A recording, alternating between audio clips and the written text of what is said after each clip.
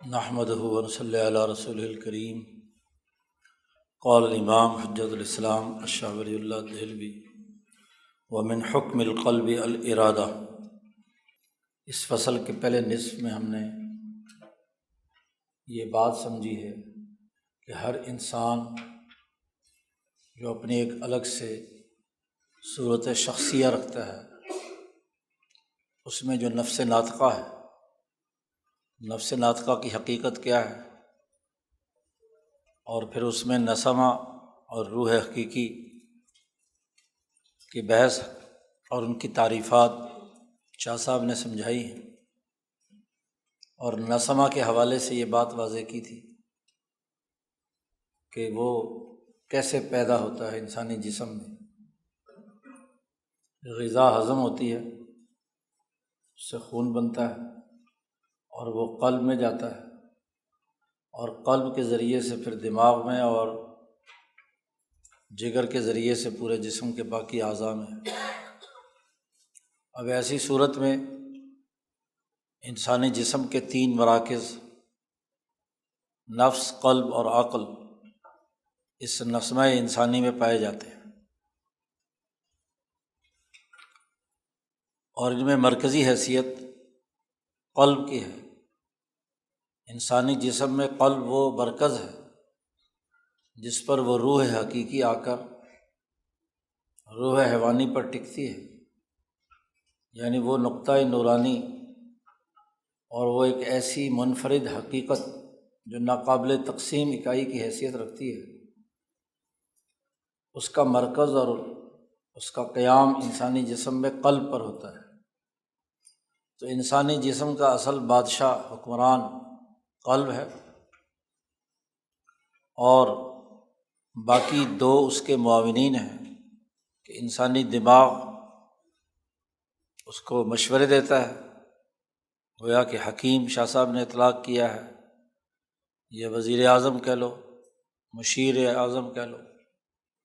اور ایک میرزبان ہے، یعنی جگر اور اس سے متعلقہ قوتیں ہیں جو تمام انسانی اعضاء کو کنٹرول کرتی ہیں۔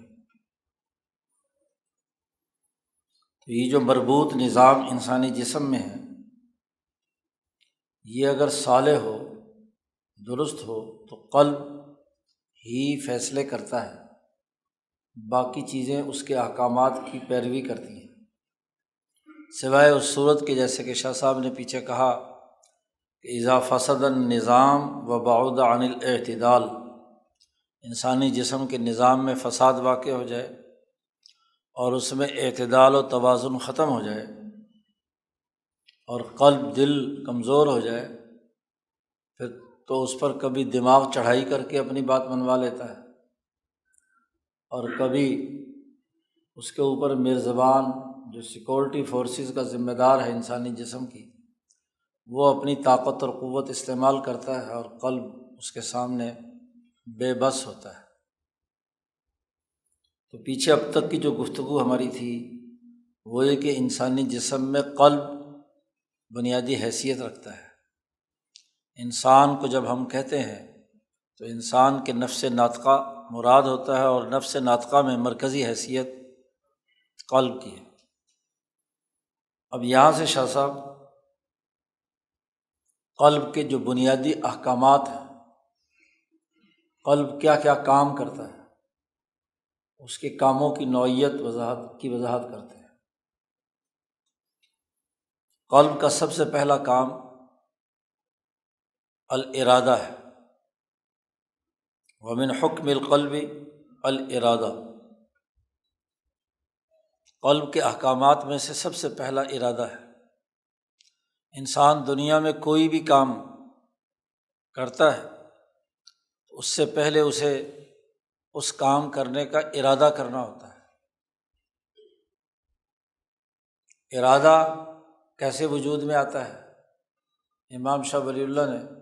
حجۃ اللہ میں اس کی وضاحت کی ہے کہ انسان کے دماغ پر خیالات کی یلغار ہوتی ہے۔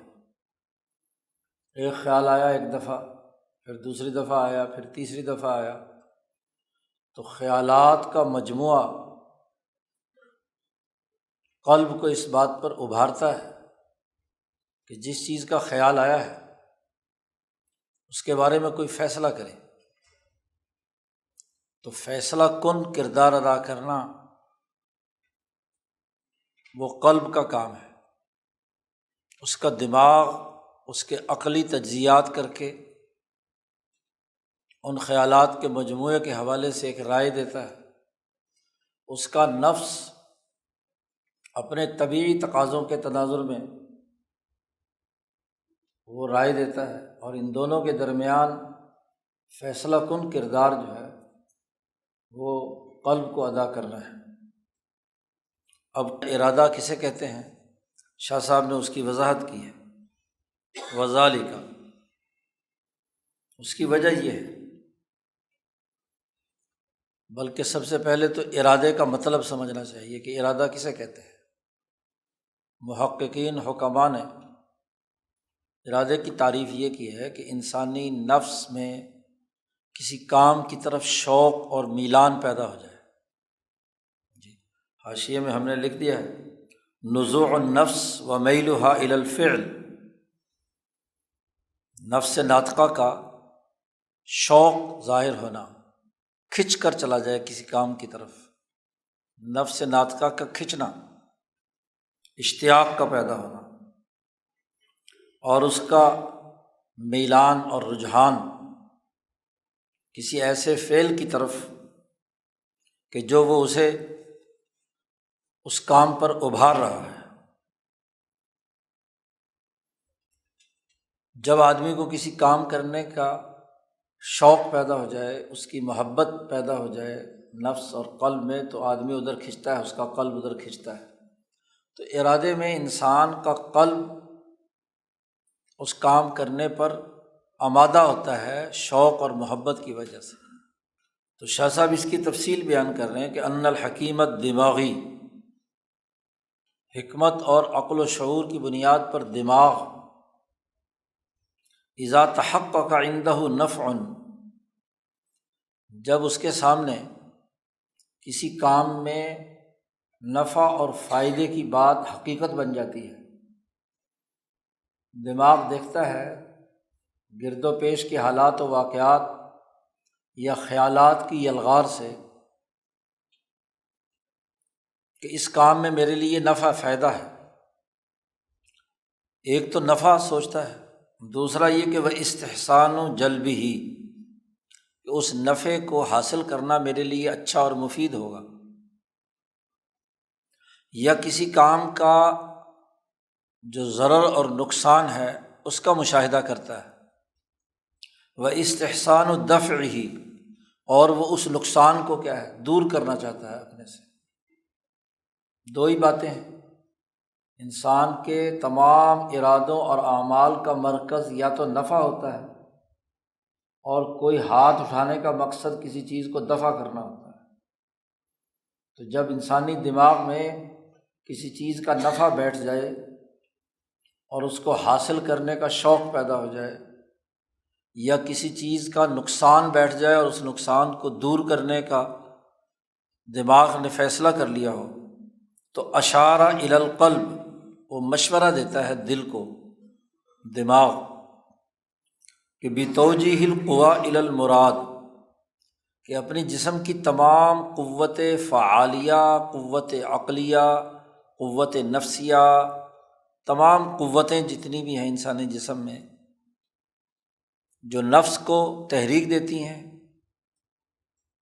انسان قوتوں کے بغیر نہیں ہے، اور وہ قوتیں انسان کے اندر وہ تحریک پیدا کرتی ہیں جس سے وہ کام کرتا ہے۔ ہاتھ حرکت میں آتے ہیں، پاؤں حرکت میں آتی ہیں، آنکھیں حرکت میں آئیں گی، ہر چیز اپنی ایکشن میں آ جاتی ہے۔ تو ان تمام قوتوں کو دل اس کام کو اگر نفع بخش ہے کرنے کے لیے یا نقصان دہ ہے تو اسے دور کرنے کے لیے اپنی قوتوں کو متوجہ کرے۔ تو جب دماغی حکیم نے مشورہ دیا، دماغ کی عقل نے یہ بات بتلائی، تو فنفذ القلب الحکم فی جنود الطبیعہ، تو قلب حکم نافذ کرتا ہے اپنی طبیعت کے تمام لشکروں کو کہ بھئی یہ کام جو ہے مفید ہے یا یہ نقصان دہ ہے، اس کے مطابق تمام کی تمام جو طبعی قوتیں ہیں وہ ایک پیج پر آ جائیں اور اس کام کو سر انجام دینے کے لیے کردار ادا کریں۔ جیسے یہ حکم دل کی طرف سے ملتا ہے تو فم بسطت الاوتار والعضل الی غیر ذالک، انسانی جسم کی تمام رگیں، شریانیں اور عضلات، پٹھے، ان میں ایک خاص قسم کا انبساط پیدا ہوتا ہے اور اس کے نتیجے میں انسانی جسم کی تمام قوتیں حرکت میں آتی ہیں، اس چیز کو حاصل کرنے کے لیے، اس فعل کو سر انجام دینے کے لیے۔ مشورہ اس کا دماغ دیتا ہے اور قلب اس پر عمل کرتا ہے، اسے کہتے ہیں ارادہ۔ نفاذ اصل میں قلب کا ہوتا ہے، ارادہ کیونکہ وہ ان تمام قوتوں کو کنٹرول کرنے کا مرکز ہے۔ قلب کا یہ جو اس وقت دل کا ٹکڑا ہے، یہ گویا کہ تخت ہے، اس تخت پر آ کر وہ نور جو روح حقیقی کا ہے اس نے آ کر قیام کیا ہے، تو وہ فیصلے وہاں سے صادر ہوں گے، اس نفس ناطقہ سے جو قلب سے جس کا صدور ہو رہا ہے۔ شاہ صاحب کہتے ہیں وَمِنْ حُکْمِهِ العقل، قلب کے احکامات میں سے عقل بھی ہے، عقل بھی من حکم القلب ہے۔ جیسے ارادہ قلب سے پھوٹتا ہے، ایسے ہی عقل بھی قلب سے پھوٹتی ہے۔ وذالک، شاہ صاحب اس کی وضاحت بیان کر رہے ہیں۔ لفظ عقل جو ہے یہ عقال سے نکلا ہے۔ عقال کہتے ہیں اس رسی کو جو اونٹ کو باندھنے کے لیے، جانور کو باندھنے کے لیے اس کے پاؤں میں یا گلے میں ڈالی جاتی ہے، عقال البعیر۔ آج کل عقال اسے بھی کہتے ہیں جو سعودیہ کے حکمران رومال کے اوپر وہ کالی سی دھاری چاروں طرف پہنتے ہیں، اسے بھی عقال کہتے ہیں، کیونکہ وہ بھی آ کر سر کو کیا ہے باندھ لیتی ہے۔ تو عقل اور عقال کو اس لیے کہتے ہیں، عقال سے یہ عقل اس لیے بھی ہے کہ جس کے اندر یہ عقل ہوتی ہے تو وہ اس کو ادھر ادھر بھٹکنے سے روکتی ہے۔ جیسے جانور ادھر ادھر بھاگنے سے رکا رہتا ہے اس رسی کی وجہ سے، تو عقل بھی ادھر ادھر انسان کو بھٹکنے سے روکتی ہے، کیونکہ اس کا کام ہے تجزیہ کر کے اس کو اعتدال اور توازن پر رکھنا۔ شاہ صاحب کہتے ہیں وذالک، اس کی وجہ یہ ہے کہ ان القلب یجلس علی سریرہ، دل اپنے تخت پر حکمران کی حیثیت سے بیٹھا ہوتا ہے، اور وہ یحضر الجنود کلھا، انسانی جسم کی جتنی طبیعی قوتیں ہیں، لشکر ہے، تمام اس کے عضلات، اعصاب اور تمام نفسانی قوتیں، عقلی قوتیں، حتیٰ کہ خود قلب کے اپنے پٹھے اور عضلات اور ان کی قوتیں، ان تمام قوتوں کو وہ اپنے سامنے حاضر کرتا ہے۔ ثم مال الی الحکیم، جب بھی کوئی مسئلہ درپیش ہوتا ہے تو قلب بطور بادشاہ کے، حکمران کے، چیف ایگزیکٹو کے، سارے لشکروں کو پہلے جمع کرتا ہے کہ یہ پیش آمدہ صورتحال ہے۔ اس صورتحال میں سب سے پہلے وہ حکیم دماغی سے، دماغ سے پوچھتا ہے، اس کی طرف میلان کرتا ہے، اور سب سے پہلے اس سے پوچھتا ہے کہ اس مسئلے سے متعلق مل علم عندک فی باب کذا و کذا، یہ جو مسئلہ درپیش ہے اس میں تمہارے پاس معلومات کیا کیا ہے، تمہاری آنکھوں نے کیا دیکھا، تمہارے کانوں نے کیا سنا، تمہاری زبان نے کیا چکھا، تمہاری ناک نے کیا سونگا، تمہارے جسم نے کیا محسوس کیا، لمس، وہی حواس خمسہ ظاہرہ، اور پھر جو حواس خمسہ باطنہ ہے ان کا انالیسز کیا ہے، تجزیہ بتاؤ اس پیش آمدہ مسئلے میں۔ فعرض علیہ الحکیم ما کان ادرکہ، تو دماغ جو کچھ اس نے ادراک کیا ہے، جو معلومات اس کے پاس ہیں، جو اس کا تجزیہ ہے، وہ اس بادشاہ کے سامنے، دل کے سامنے پیش کرتا ہے۔ لیکن ایسا نہیں ہوتا کہ بس جو اس نے جھوٹی سچی معلومات پیش کر دیں اور دل مطمئن ہو جائے، نہیں، قلب کا کام یہ ہے کہ وَلَمْ يَصْبِرِ الْقَلْبُ عَلَى مُرَاجَعَتِهِ وَسُؤَالِهِ عَنِ اللِّمِّيَّةِ وَالْإِنِّيَّةِ بَعْدَ أُخْرَى، صرف اس کی معلومات پر صبر کر کے بیٹھ جائے، ایسا نہیں ہوتا دل کے لیے، بلکہ وہ بار بار سوالات، تنقیحات کرتا ہے، بار بار اس کی طرف رجوع کرتا ہے، سوالات کرتا ہے کہ اس کی دلیل بتلاؤ، لمیت اور انیت۔ پہلے کئی دفعہ گزر چکا ہے کہ دلیل لمی اور دلیل انی، جی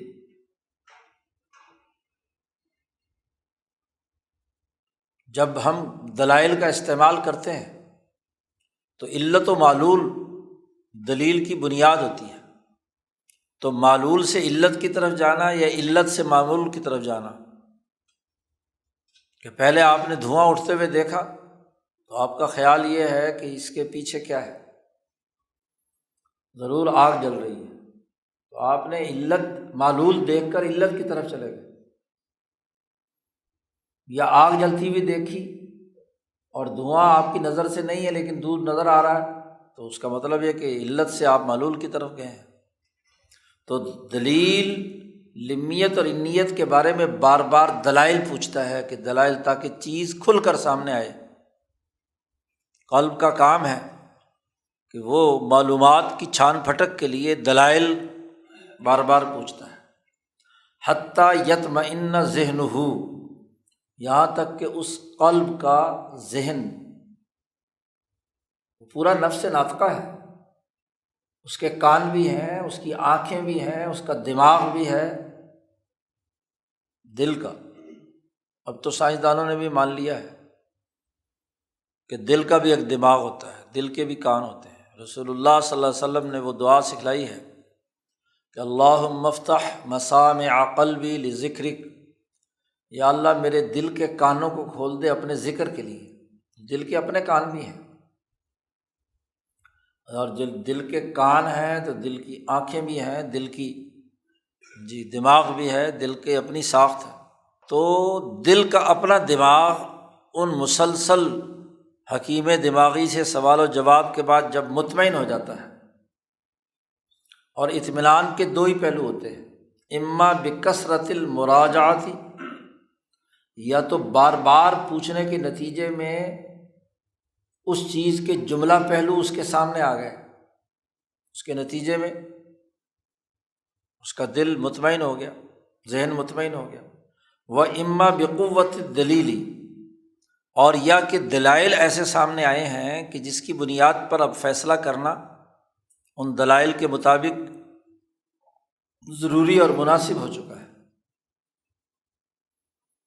تو یہ بار بار معلومات کا تبادلہ اور اس سے قلب کے اپنے ذہن کا مطمئن ہونا، یہ ہے عقل۔ ایک ہے قوت متصرفہ کا ہونا دماغ میں، کہ وہ انالیسز کر کے پیش کرے، وہ تو دماغ کا کام ہے،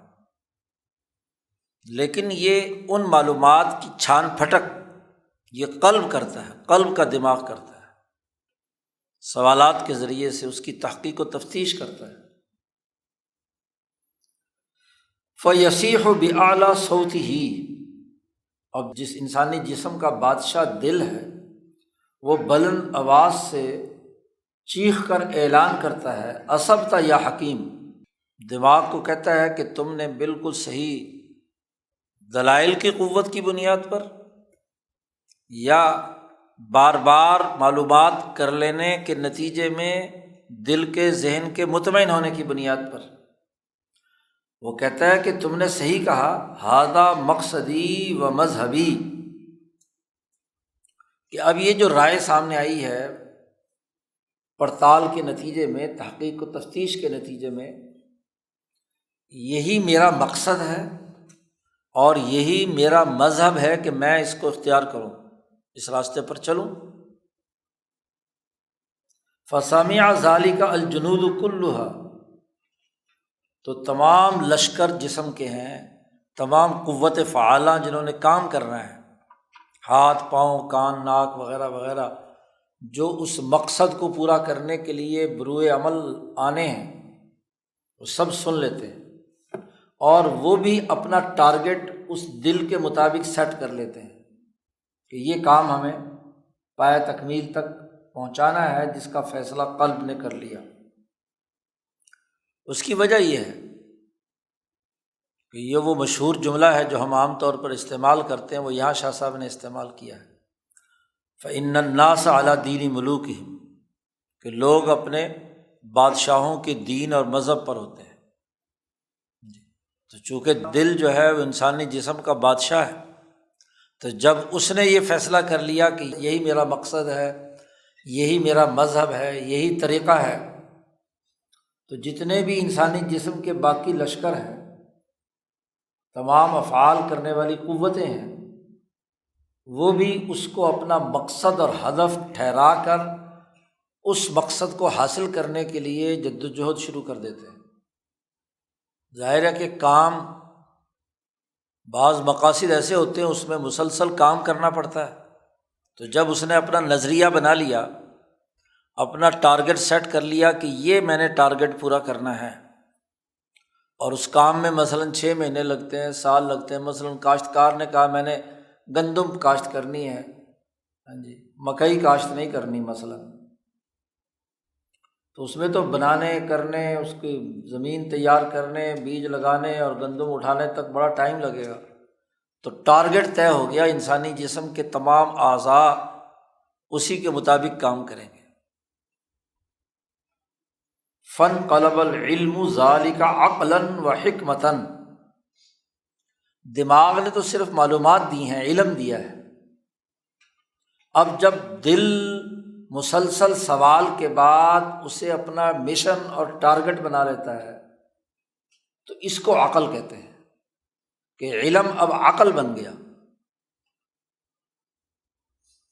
صرف دماغ میں کسی چیز کا خیال آ جانا یہ عقل نہیں ہے، علم کی چھان پھٹک اور اس کی حقیقت تک رسائی کی جدوجہد جو ذہن اور دماغ اور دل، خاص طور پر دل کرتا ہے، اس کو عقل کہتے ہیں۔ اسی لیے عقل کا مقام قلب اور دماغ کے درمیان میں، یعنی قلب کا جو رخ دماغ کی طرف ہو رہا ہے اس کے درمیان میں قلب کے اوپر ہوتا ہے۔ عقل کا تعلق دماغ سے نہیں ہے، دماغ جو ہے وہ تو علم کا مرکز ہے، معلومات ہے، اور علم کی تعریف یہ ہے کہ حصول صورت الشیء فی العقل، کسی شے کی شکل و صورت کا دماغ میں آ جانا۔ تو یہ جو عقل تک علم کی رسائی کا ذریعہ ہے دماغ، لیکن علم کا عقل بننا، ایک آدمی کے پاس علم ہے لیکن عقل نہیں ہے، جی، علم کا تجزیہ کرنے کی صلاحیت نہیں ہے، تو وہ بیچارہ کیا کرے گا؟ اور اسی کو حکمت کہتے ہیں، عقل بھی کہتے ہیں اور حکمت بھی اسے کہتے ہیں۔ اب یہ بات سمجھ لینی چاہیے، بڑی اچھا شاہ صاحب نے ایک جملہ استعمال فرمایا ہے کہ العقل حال من الاحوال، عقل جو ہے انسانی قلب کے احوال میں سے ایک حالت کا نام ہے، اور والفہم خاطر من الخواطر، اور فہم کسی چیز کا علم اور سمجھ یہ خیالات میں سے ایک خیال ہے، خواطر کے مجموعے سے ارادہ بنتا ہے، یعنی علم اور فہم یہ تو گویا کہ دماغ میں کسی چیز کی صورت کا آ جانا ہے، خیال کا آ جانا ہے، خاطر ہے، یہ ایک خیال ہے، اور عقل اور حکمت جو ہے وہ کیا ہے؟ اس کی تحقیق و تفتیش کر کے گرد و پیش کی چیزوں کا ادراک کر کے اس کے بارے میں ایک فیصلہ کرنا۔ عقل فیصلے کرتی ہے، اور فیصلہ کرنے کا مرکز کون ہے؟ قلب ہے۔ تو اس لیے فرمایا کہ وَمِنْ حُکْمِهِ العقل، قلب کے احکامات میں سے ایک عقل بھی ہے۔ تیسرا ایک حکم قلب کا یہ بھی ہے، وَمِنْ حُکْمِهِ العشق۔ عقل کا تعلق یہ ہوتا ہے کہ قلب جو ہے وہ بادشاہ ہے، اور تمام اس کے سامنے لشکری حاضر ہے، تو قلب انسان کے حکیم دماغی کی طرف میلان کر کے اس سے سوال و جواب کرتا ہے، تو اس سے تو عقل پیدا ہوتی ہے۔ دوسری اس کی بالکل ضد ہے عشق۔ لفظ عاشق کا جو مادہ ہے، یہ کیسی جڑی بوٹی کے لیے استعمال کیا جاتا ہے جو کسی درخت کے ساتھ اس طرح چڑھتی ہے کہ وہ اس کے ساتھ چپکی رہتی ہے اوپر تک، اس کی جڑوں سے نکل کر پھر خود خشک بھی ہو جاتی ہے، لیکن وہ درخت کے ساتھ جڑی رہتی ہے، کہیں سے سبز کہیں سے کسی طرح کی۔ تو درخت تو سبز ہوتا ہے، لیکن یہ بیچاری اس کے ساتھ چپک کر کیا ہے؟ خشک ہو چکی ہوتی ہے۔ تو عشق بھی جب کسی انسان کے اندر پیدا ہو جاتا ہے تو بھی اس عاشق کو کمزور بنا کر ایسے خشک کر دیتا ہے، عشق کے مرض میں مبتلا جو ہے کانگڑی پہلوان بن جاتا ہے، بدن کمزور ہو جاتا ہے عشق کے غم میں، لیکن اس کا دل اور روح جو ہے اس عشق کے اندر وہ تو سرشار رہتی ہے، لیکن جسم جو ہے وہ مریض ہو جاتا ہے، وہ سوکھ کر کانٹا بن جاتا ہے۔ سچے عاشقوں کی بات ہو رہی، جھوٹے عاشقوں کی بات نہیں ہو رہی۔ پھر حکماء نے لکھا ہے کہ عشق دراصل محبت کی زیادتی کو کہتے ہیں، فرط المحبہ، محبت کا بڑی شدت کے ساتھ پیدا ہونا، اور اس کے پھر 5 درجات بھی لکھے ہیں، عشق کے 5 درجات بھی ہیں، نیچے حاشیے میں ہم نے یہاں نقل کر دیے ہیں۔ پہلا درجہ یہ ہے عشق کا کہ عاشق کے اندر سے دل نکل جاتا ہے، دل اڑ رہا ہوتا ہے نا عشق میں، فقدان القلب، دل گویا کہ ہے ہی نہیں، کیونکہ دل کوئی اور لے گیا جی۔ اور ومن لیس بمفقود القلب فلیس بعاشق، جس کا دل گم نہ ہوا ہو وہ عاشق نہیں ہو سکتا، پہلے دل کا گم کرنا ضروری ہے۔ دوسرا عشق کا درجہ یہ ہے کہ اس میں عاشق صاحب جو ہے انتہائی افسوس غم زدہ ہوتے ہیں، کیونکہ دل کوئی اور لے گیا، تو عاشق جو ہے انتہائی افسردہ ہوتا ہے کہ اپنی عمر کے ہر حصے میں اپنے معشوق نہ ملنے کے نتیجے میں وہ افسردہ خاطر ہی رہتا ہے۔ یہ نہیں کہ تھوڑے دن تو افسردہ رہا اس کے بعد عیاشی کرنے شروع کر دے، تو وہ عاشق نہیں ہے، سچا عاشق نہیں ہے۔ تیسری، قلب کے اندر وجد کی کیفیت ہو جی، اس کے اندر ایک خاص قسم کی کیفیت وجد کی ہو، متحرک۔ چوتھی بات کہ صبر بالکل نہ ہو اس میں، عدم الصبر۔ اور پانچویں بات کہ عاشق اتنا عشق میں مدہوش ہو کہ اسے اپنی کوئی خبر ہی نہ رہے۔ تو مختلف درجات ہیں عشق کے۔ تو یہ عشق جو ہے یہ بھی دل کے احکامات میں سے ہے، اور یہ کب لگتا ہے اور اس کا طریقہ کار کیا ہے، اس کی حقیقت شاہ صاحب بیان کر رہے ہیں۔ فَإِنَّ جُنُودَ الطَّبِیعَہ، طبیعت کے جو لشکر ہیں، ایک تھے حکیم کے لشکر عقل کے، جہاں سے علم آیا ہے، تو علم کی انالیسس کے نتیجے میں عقل آئی۔ یہاں بات ہو رہی ہے عشق کی، کہ جو نفس کی طبیعتیں ہیں، نفس کے جتنے لشکر ہیں، قد یخالطها المنی کثیراً، اس کا نفس منی کثرت سے بناتا ہے، اور وہ منی طبیعت کے جتنے بھی اجزاء ہیں ان کے اندر کثرت سے خلط ملط ہو کر مکس ہو چکی ہوتی ہے، یعنی اس کی حیوانیت بہیمیت قوی ہوتی ہے۔ وَيُرِيدُ مَصَبًّا لَهَا، اور وہ چاہتا ہے کہ یہ جو منی جسم میں بن رہی ہے اس کے بہاؤ کا کوئی راستہ نکالے۔ فَيَسْتَشْعِرُ دُخَلَاء الدِّمَاغِ بِحَاجَةِ الطَّبِيعَةِ إِلَى الْمَصَبِ، تو جو دماغ کے جاسوس ہیں وہ طبیعت کی اس حاجت کا شعور حاصل کر لیتے ہیں کہ یہ کسی نہ کسی مصب منی نکالنے کا مرکز تلاش کر رہا ہے۔ اس کے نتیجے میں دماغ تابع بن جاتا ہے ان جاسوسوں کے حکم کے جو نفس کی طبیعتی تقاضوں کے ماتحت ہو گئے یا اس کے شعور میں رنگے گئے۔ چنانچہ وہ اپنے تمام جاسوس بھیجتا ہے الی طلب مصب یلیق بالطبیعہ، ایسا مرکز یا مقام مل جائے کہ جہاں سے وہ اپنی طبیعت کے مناسب ہو اور اس کے ساتھ وہ اپنی تعلق قائم کر کے اپنی منی خارج کر سکے، تو دماغ بھی اس کی موافقت اختیار کرتا ہے۔ فَإِذَا وُجِدَتْ اشارت دماغ الی القلب، یعنی عشق میں دماغ اور طبیعت کے لشکر آپس میں مل جاتے ہیں، اور دماغ پھر مشورہ قلب کو دیتا ہے بحبہ،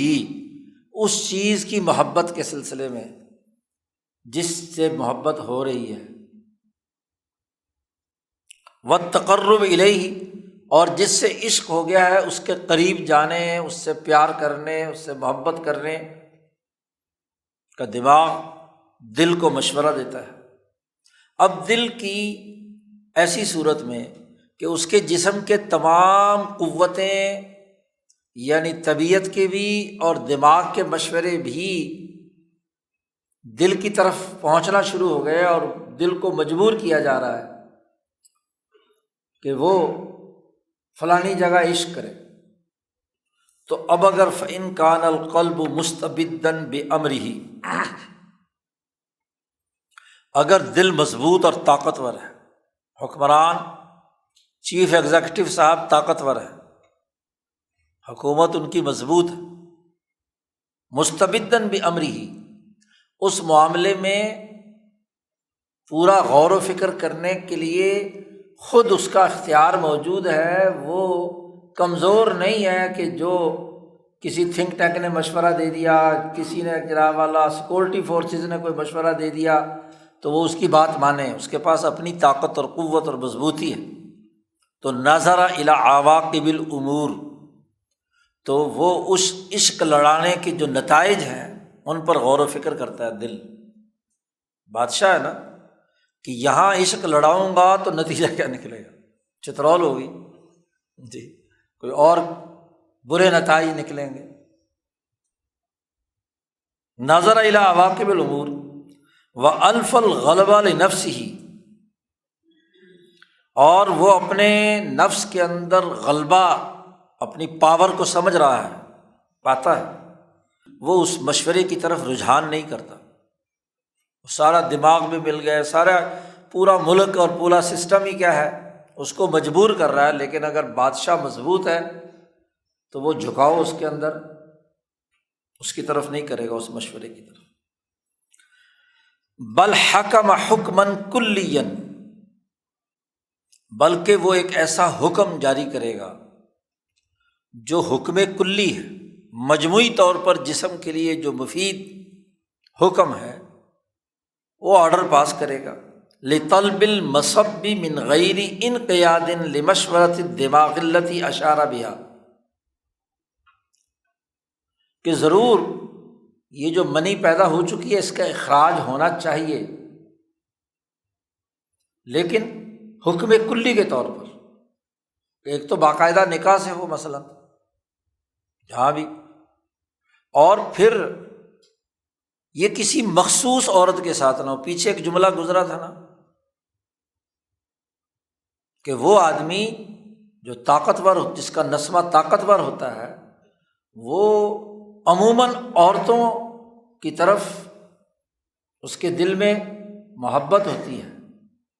جی، نہ کہ کسی خاص عورت کے ساتھ چپک جائے،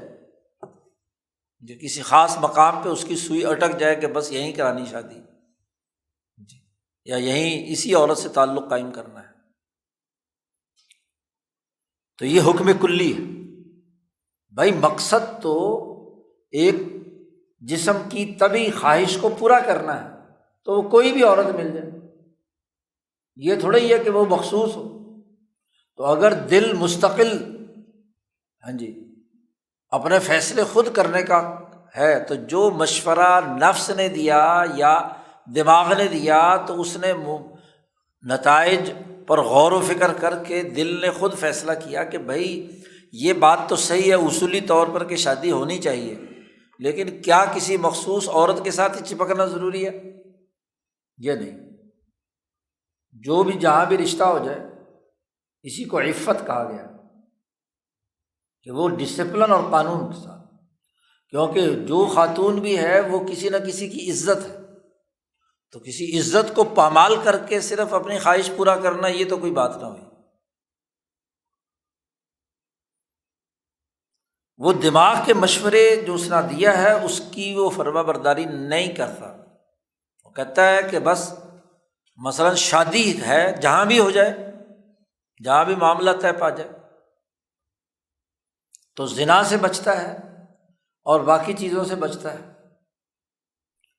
یہ تو اس صورت میں جب دل مضبوط اور مستحکم اور اس کی حکمرانی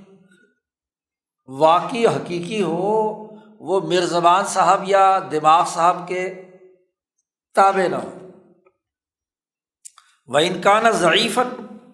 اور اگر بیچارہ دل کمزور ہے، اس کی اپنی کوئی پاور نہیں ہے، ساری پاور جو ہے وہ سیکورٹی فورسز کے پاس ہے، ہاں جی، وہ اس کے اوپر کنٹرول رکھے ہوئے ہیں، یا اس کی بنیاد پر کوئی جو عقل مند دماغ ہے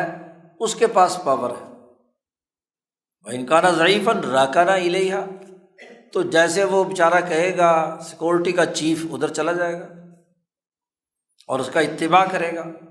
اور پھر اس کے اتباع پہ وَأَنفَذَ الْحُكْمَ، اور وہ دل جو ہے وہ حکم اور فیصلہ نافذ کرے گا إِلَى جُنُودِ الطَّبِیعَہ، اپنی طبیعت کے لشکروں کو، کہ مجھے جی فلانے سے محبت ہو گئی، عشق ہو گیا۔ مجنوں صاحب نے فیصلہ کر لیا، مجنوں کا بیچارے کا دل کمزور تھا جی، تو اس کی طبیعت اور اس کے دماغ نے کہا کہ جی مجھے تو کالی کلوٹی لیلا ہی چاہیے، انی احب فلانا، تو تم بھی اس سے محبت کرو اور اس کے ساتھ ہاں جی تمام کے تمام اسی کے ہو رہو اخبات۔ تو دراصل یہ دل کی کمزوری کا معاملہ ہے، دل کمزورت اسی کو عشق کہتے ہیں، کہ وہ باقی تمام چیزوں سے ہٹ کر صرف اس چیز کے عشق میں مبتلا ہو گیا۔ اب یہ عشق ہاں جی کسی عورت سے بھی ہو سکتا ہے، کسی مکان سے بھی ہو سکتا ہے، کسی اور چیز سے بھی ہو سکتا ہے، کسی سے بھی ہو سکتا ہے۔ وَلِلنَّاسِ فِيمَا يَعْشَقُونَ مَذَاهِبُ، لوگوں کے عشق کرنے میں بہت سارے مذہب ہیں بے شمار۔ کسی عرب شاعر نے اچھا شعر کا مصرع کہا ہے، اب اسی لیے کہا جاتا ہے کہ محبت جو ہے وہ صرف اور صرف اللہ سے، اللہ کی محبت، اور اللہ کی محبت کے ذریعے سے کیا ہے؟ رسول اللہ کی محبت کے ذریعے سے اللہ کی محبت۔ ان کنتم تحبون اللہ فاتبعونی، اگر تم اللہ سے محبت کرنا چاہتے ہو تو رسول اللہ صلی اللہ علیہ وسلم سے کہا کہ آپ ان سے کہہ دیں کہ میری اتباع کریں۔ گویا کہ محبت ہوگی، عشق ہو گیا۔ تو محبت کا ہونا، اور محبت کی بہت ساری قسمیں ہیں، اگر تہیج نفسانی ہو تو اسے عشق کہتے ہیں، بیماری ہے، اور اگر عقل ساتھ شامل ہو کر قلب کے ارادے سے، جب کہ قلب مضبوط ہو تو وہ محبت کہلاتی ہے، اور وہ محبت ایک اونچے عقل مند آدمی کی ذات باری تعالیٰ سے ہوتی ہے۔ تو وہ ان سے محبت کرتے ہیں، اللہ تعالیٰ ان سے محبت کرتے ہیں، قرآن پاک میں آیا ہے۔ چوتھی قسم التیہ والاطراح، ایک دوسرے کی ضد ہے یہ بھی، جیسے عقل اور عشق کا معاملہ تھا۔ ومن حکمہ، قلب کے احکامات میں سے تیہ بھی ہے اور اطراح بھی ہے۔ تیہ کہتے ہیں کبر کو، بڑائی کو، کہ قلب جو ہے وہ وقار کا، بڑائی کا، تکبر کا اظہار کرے۔ اسی طرح اگر قلب مضبوط ہے اور بہادر ہے تو اس کے اندر کبر نفس ہوگا، اور اگر ایسا نہیں ہے، بیچارہ دل کمزور ہے، تو اطراح کہتے ہیں بے چارگی، یوں سمجھ لیجیے۔ اطراح کہا جاتا ہے اس فٹ بال کو جو میدان میں جس کو ہر آدمی ٹھوکر مارتا ہے، ادھر اس نے کیا ہے ماری تو ادھر گول ہو گیا، ادھر سے اس نے ماری تو ادھر ہو گیا۔ وہ سب سے زیادہ اطراح جو ہوتا ہے وہ کس میں ہوتا ہے؟ تو وہ دو ٹیمیں کھیل رہی ہوتی ہیں نا، تو دماغ نے کک ماری ادھر چلا گیا، اور اگر اس نے کک ماری تو ادھر چلا گیا، بیچارہ دل کمزور ہے، اسے کہتے ہیں عربی میں اطراح۔ تو التیہ والاطراح، اس کی حقیقت کیا ہے؟ شاہ صاحب فرماتے وذالک ان الکبد، جگر کو سامنے رکھیے، ان الکبد جگر، اذا غذا القلب غذاء شدیدا غزیرا، جب جگر غذا پہنچاتا ہے دل کی طرف، ایسی غذا جو شدت کی طاقتور ہے، اچھی عمدہ غذا ہے، بہترین غذا، اور وَأَزْمَرَتْ دُخَلَاءُ الدِّمَاغِ الشِّدَّةَ وَالْغَزَارَةَ، اور ادھر سے جو دماغ کے جاسوس اور اس کی جو نروس سسٹم ہے وہ بھی قلب کے اندر شدت اور غزارت، طاقت اور قوت کو پہنچا رہے ہوتے ہیں۔ وَالدِّمَاغُ شَدِيدُ الْإِدْرَاكِ وَاسِعُهُ، اور دماغ بھی چونکہ ادراک بہت زیادہ کرتا ہے، علم دماغ میں آتا ہے، اور انالیسز اور اس کا ادراک کا مرکز دماغ ہے۔ تو رکن الدماغ الی علوم، تو دماغ کا میلان ایسے علوم کی طرف ہوتا ہے، علم کا مرکز ہے، جو تشبہ الشدہ والوسع، کہ جن علوم میں سختی اور شدت اور وسعت اور فراخی پائی جاتی ہے، یعنی ٹھوس علم اور ٹھوس اس کے اندر وسعت ہوتی ہے، کشادگی ہوتی ہے۔ وَأَوْحَاهَا إِلَى الْقَلْبِ، اور پھر وہ اس کی وحی کرتا ہے، یعنی اس علم کو منتقل کرتا ہے قلب کی طرف۔ تو فَأَزْمَرَ فِي دَاخِلِهِ رُكُونًا إِلَيْهَا، تو اس کے داخل میں میلان آہستہ آہستہ پیدا ہونا شروع ہو جاتا ہے۔ جب بھی کوئی ایسا واقعہ سامنے پیش آتا ہے تو دل اپنے لشکروں کو جمع کرتا ہے، حاضر کرنے ہونے کا حکم دیتا ہے، انہیں جمع کرتا ہے، پھر حکیم سے مشورہ کرتا ہے، تو وہ اسے ایسے فیصلے کرنے کا مشورہ دیتے ہیں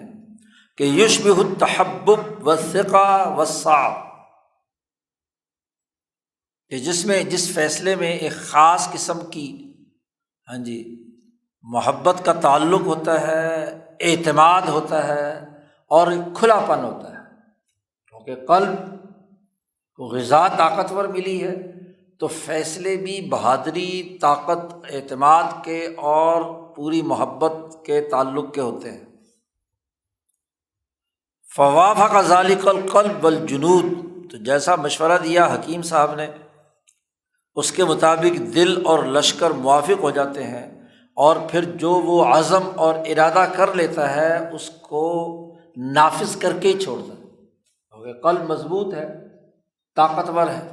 فَأَمْزَ الْعَزِيمَةَ أَشَدَّ الْإِمْزَاءِ، جب یہ صورتحال ہے تو فَإِنْ كَانَ الْحَكِيمُ فَتِنًا، اگر حکیم ذہین ہے یا اس میں شدت پائی جاتی ہے معنوی طور پر، تو وہ ایک کلی معنوی بھلائی کی طرف اس کا رجحان ہوتا ہے کہ جو مجموعی طور پر انسانیت کے لیے فائدہ مند ہو یا اس کے جسم کے لیے فائدہ مند ہو، تو ایک کلی فیصلہ کیونکہ آپ نے وسعت ظرف سے اور قلب کی طاقت اور قوت سے فیصلہ کیا ہے، تو پھر یہ تیہ وقار والا فیصلہ، سماحت والا فیصلہ،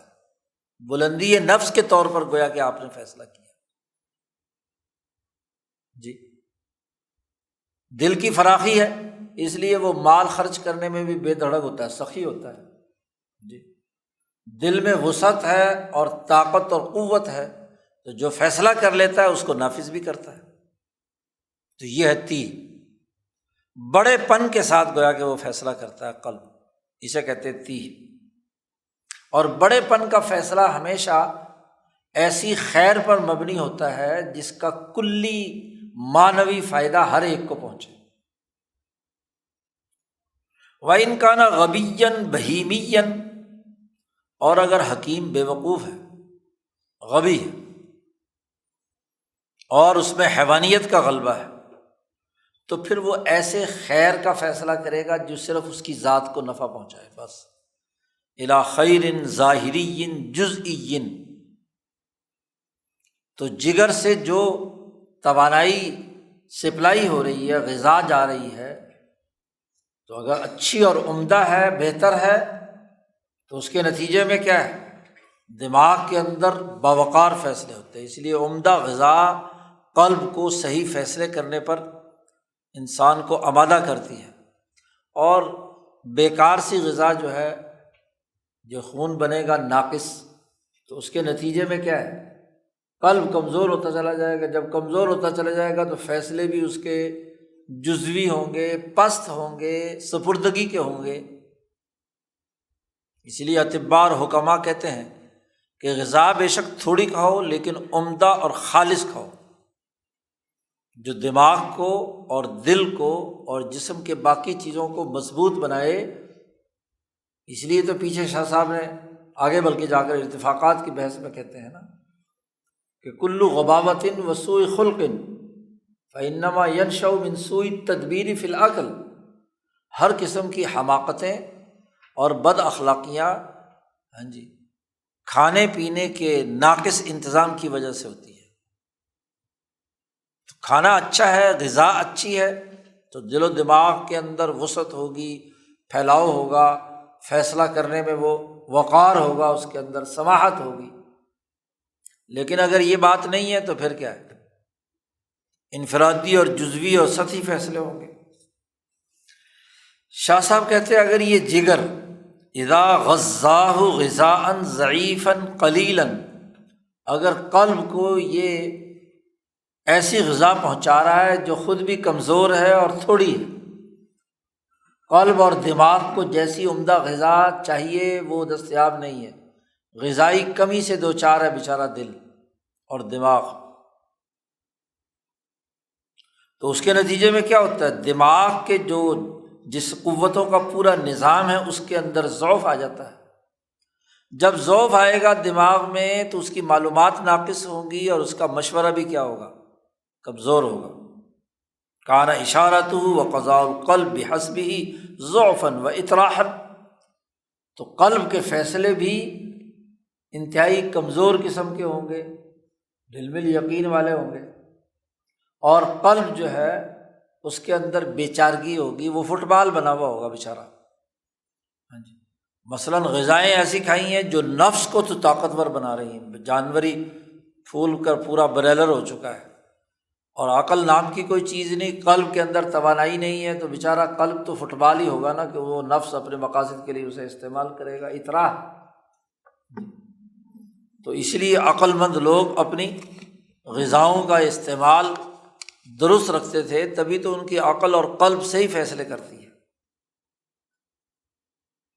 پانچویں بات، قلب کے احکامات میں سے انسان کا ناراض ہونا اور کسی سے راضی ہونا ہے، اور رضا و سخط یہ بھی قلب کے احکامات میں سے ہے۔ قلب کبھی خوش ہوتا ہے، کبھی ناراض ہوتا ہے۔ ومن حکمہ الرضا والسخط، یہ رضامندی اور ناراضگی، اس کی وجہ کیا ہوتی ہے؟ شاہ صاحب کہتے ہیں وذالک ان الحکیم، انسان کا دماغ حکیم جو ہے، اذا علم من احد مزاحمۃ فی جلب نفع او دفع ضر، جب وہ کسی دوسرے آدمی سے کوئی مزاحمت دیکھتا ہے، کسی نفع کو اٹھانے یا کسی نقصان کو دور کرنے سے متعلق، وَوَجَدَهُ عَلَى خِلَافِ مَا يَسْتَحْسِنُ، اور دل میں وہ کیفیت پاتا ہے کہ جو چیز اس نے اچھی سمجھی ہے اس کی مخالفت اس کے اندر پیدا ہوتی ہے، تو عرض علی القلب، دل کے سامنے دماغ جو ہے مشورہ پیش کرتا ہے، اور دل جو ہے وہ بادشاہ کے طور پر اپنے تخت پر بیٹھا ہوتا ہے، اس کے سامنے اس کی تمام جسم کی قوتوں کے لشکر موجود ہوتے ہیں، تو فراجعہ، دل بار بار اس حکیم صاحب سے، عقل سے، دماغ سے کیا ہے مراجعت کرتا ہے، یہاں تک کہ اسے جب اطمینان ہو جاتا ہے اور سوال و جواب کے نتیجے میں اس کا دل ٹھنڈا ہو جاتا ہے، تو نادا بأعلیٰ صوتہ، تو بلند آواز سے دل فیصلہ جاری کرتا ہے کہ مجھے فلاں آدمی سے نفرت ہے، غصہ ہے، تو تم سب بھی اس سے ناراض ہو جاؤ۔ حکیم نے مشورہ دیا کہ آپ جس کو اچھا سمجھ رہے ہیں اس کے خلاف فلانا آدمی کام کر رہا ہے، جو بات آپ کے نزدیک بہتر ہے اس کے خلاف فلاں آدمی مخالف ہے،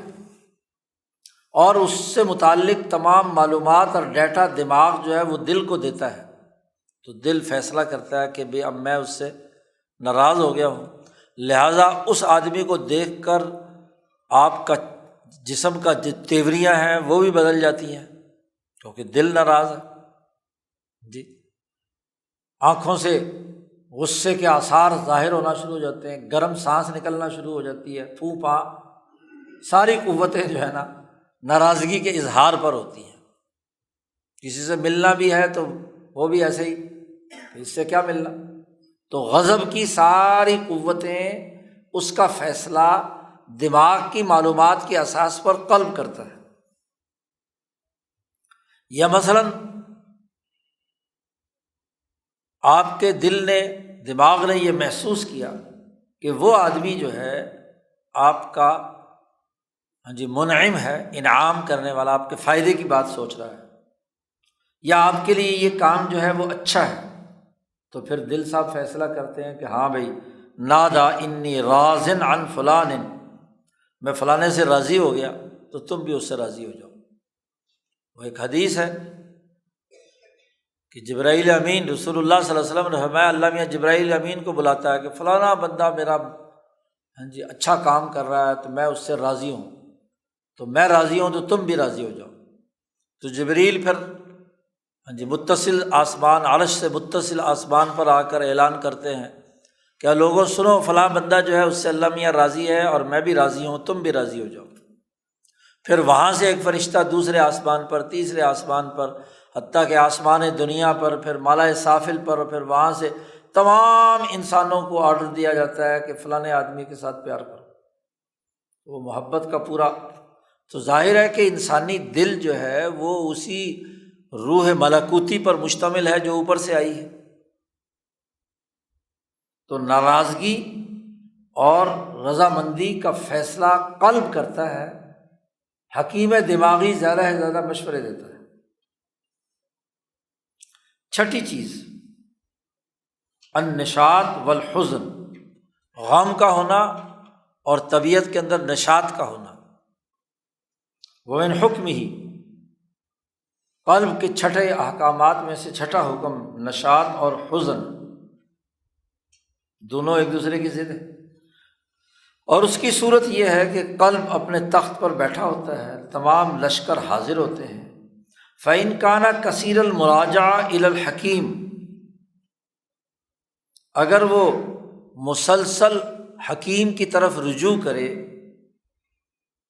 اس کی طرف اس کا میلان ہو جائے، اشد میل۔ فَإِنْ كَانَ عَلِمَ الْحَكِيمُ أَشْيَاءَ اسْتَحْسَنَهَا مِنَ الْخَارِجِ، اگر حکیم صاحب نے ایسی باتیں اس کی معلومات میں آئیں جو خارج میں اچھی ہیں اس کے لیے، تو رأى القلب فيه التبہج والانشراح، تو قلب کو انہیں دیکھ کر کیا ہے، بہجت، خوشی محسوس ہوتی ہے، شرح صدر محسوس ہوتا ہے۔ تو اس حکیم کی خوشی کی وجہ سے دل بھی کیا ہے، خوش ہوتا ہے۔ اور جب دل کے اندر خوشی ہوتی ہے تو وہ ترنگ میں آتا ہے، طرب کہتے ہیں ترنگ۔ وَأَشَارَ إِلَى جُنُودِ الْحَكِيمِ، تو دل صاحب حکیم کی تمام یعنی عقلی قوتوں کو اشارہ کرتا ہے کہ بھائی انہاتو المزامیر، کوئی ڈھولکی شولکی لاؤ،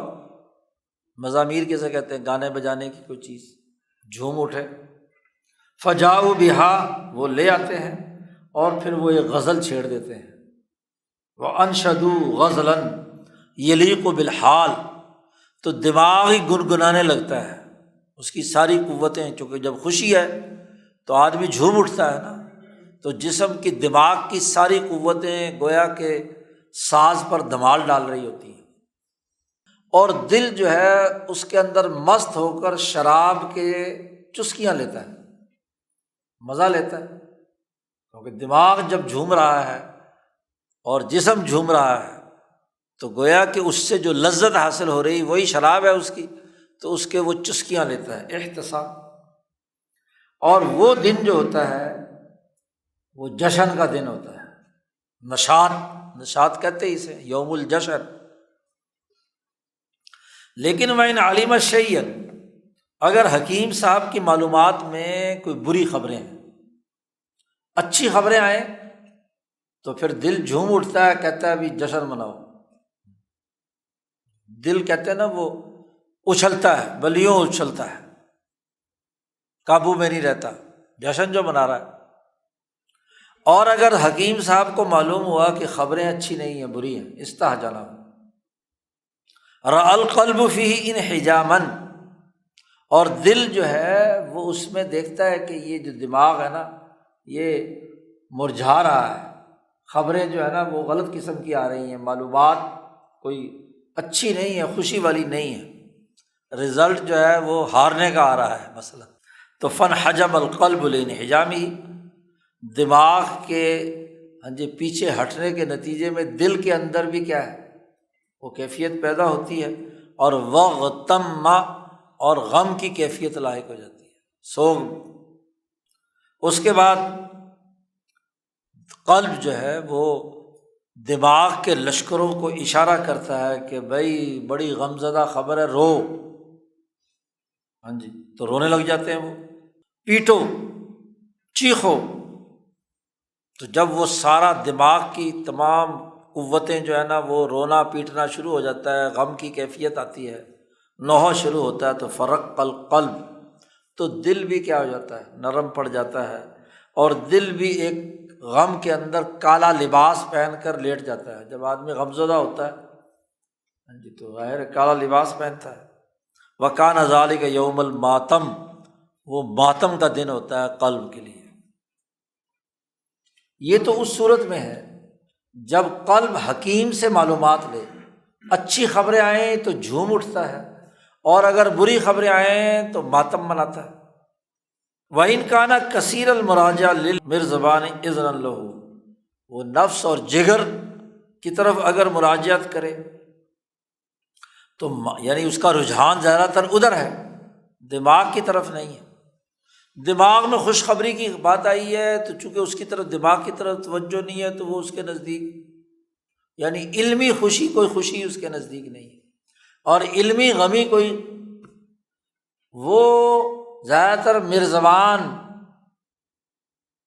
چیف کی طرف متوجہ ہے، سیکورٹی والا جو بندہ ہے نا اس کی طرف متوجہ ہے۔ مالا الی اشد میلا، تو اگر چیف سیکورٹی افسر خوش ہے تو ماشاءاللہ وہ خوش ہے، اور اگر وہ ناراض ہے تو وہ بھی ناراض ہے۔ چیف صاحب کا ناراض ہونا برداشت نہیں کرتا مرزبان کا۔ پوری جسم کی جنود جو طبیعت کے ہیں ان کا سربراہ وہ ہے مرزبان صاحب۔ اب یہ جو مرزبان ہوتا ہے اس کے بھی جاسوس ہوتے ہیں جو خفیہ طور پر وہ جو دماغ ہے نا اس کے ساتھ دوستانہ رکھتے ہیں، اور اس پر بھی اثر انداز ہوتا ہے۔ یہ مرزبان اپنی پاور کا استعمال وہاں بھی پکڑتا ہے۔ کما ان للحکیم الدخلاء یضمرون مودۃ المرزبان، جیسے دماغ کے بھی خفیہ جاسوس ہوتے ہیں جو مرزبان کے ساتھ جگر کے ساتھ اپنے تعلقات رکھتے ہیں، تو دونوں ایک دوسرے سے ملی ہوئی ہوتی ہے، ان کی ملی بھگت ہوتی ہے۔ یعنی جب دماغ خوش ہو رہا ہو قلب کے کہنے سے تو ظاہر ہے کہ جو طبیعت کے لشکر ہیں وہ بھی ساتھ ہی ہوتے ہیں اس جاسوسی کے ذریعے سے۔ اور اگر کسی انسان پر مرزبان کا غلبہ ہے اور وہ خوش یا غم اس کی وجہ سے ہو رہا ہے تو دماغ کو بھی ظاہر ہے کہ سوگ منانا ہے یا جشن منانا ہے۔ تو دو طرح کے انسان ہوتے ہیں، حزن یا دماغ کی طرف سے۔ اب جن لوگوں کے اندر علم کی دنیا میں اگر کوئی چیز آئے اور علم کا ماتم ہو رہا ہو تو وہ اس علمی دنیا کے ماتم کو محسوس کرتے ہیں اور سوگ ہوتا ہے ان کے لیے۔ اور علمی دنیا میں ایک نئی چیز مل جائے تو اس سے جو خوشی اور ترنگ آتی ہے وہ علم کی دنیا میں، وہ مرزبان والی بات نہیں ہوتی۔ اور دوسرا جو طبیعت کا چیف ہے تو طبیعت کے لیے کون سی چیز اچھی ہے اس پر وہ خوشی ہوگی، اور طبیعت کے لیے جو چیز بری ہے اس پر کیا ہے وہ وہاں ماتم کی صف بچ جائے گی۔ تو دو طرح کے انسان رضا اور خوشی کے ہیں۔ امام مسلم جن کی کتاب صحیح مسلم ہے جی، کوئی حدیث تلاش کر رہے تھے تو ساری رات لگے رہے حدیثوں پہ حدیثیں، کتابیں دیکھتے دیکھتے۔ اچھا دماغ تیزی سے کام کرتا ہے تو ایک ٹوکرا کھجور کا ساتھ رکھا ہوا تھا تو اس میں سے کیا ہے ایک ایک کھجور کھاتے رہے، اور صبح کے وقت ہاں جی وہ چیز جس کی تلاش میں تھے علمی طور پر وہ مل گئی، اور جیسے ہی ملی تو اتنی خوشی ہوئی اچھلے، اور ادھر سے وہ کھجوریں کھا کھا کے بلڈ پریشر ہائی ہو چکا تھا، تو اس خوشی میں ہی کیا ہے ان کی ڈیتھ ہو گئی، اسی میں ان کا انتقال ہوا، کیونکہ علم کی خوشی تھی نا کہ ایک چیز نہیں مل رہی تھی وہ مل گئی۔ تو علمی خوشی وہ ہوگی جو جن کے جسم میں دماغ کی معلومات کی اساس پر رضا اور خوشی، نشاط اور حزن پیدا ہوتا ہے۔ ساتویں بات الفصاحات والدیانات، قلب کے احکامات میں سے الفصاحات بھی ہیں اور الدیانات بھی ہیں۔ فصاحت و بلاغت، آدمی جب تقریر کرتا ہے تو فصیح و بلیغ تقریر، یا کسی دین اور نظریے یا کسی دیانت کے ساتھ وابستہ ہوتا ہے انسان، کہ اس کے جسم کی تمام قوتیں ایک خاص دین، ایک خاص سسٹم، ایک خاص نظریے کے ساتھ کیا ہے وابستہ ہوتی ہیں۔ تو یہ فیصلہ بھی کون کرتا ہے؟ دل کرتا ہے۔